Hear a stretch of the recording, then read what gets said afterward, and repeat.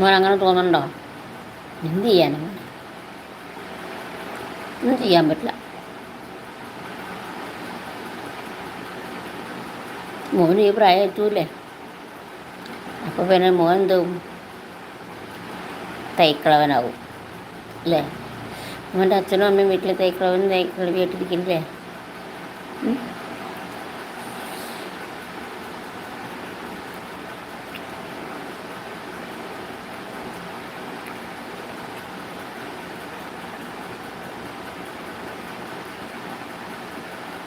മോനെ ജനിച്ചാൽ ഒരിക്കൽ വയസ്സാകും, വയസ്സായാൽ മരണപ്പെടും.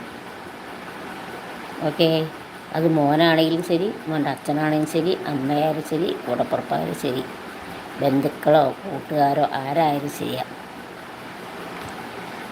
ജനിക്കുന്ന വഴി തന്നെ ഇരിക്കുമോ? ഓരോ വർഷം ചെല്ലുന്തോറും കൂടി അങ്ങനെ വരും. മനസ്സിലായോ? ഒടുക്കം ഇതുപോലെ തന്നെ ആകും മോനും.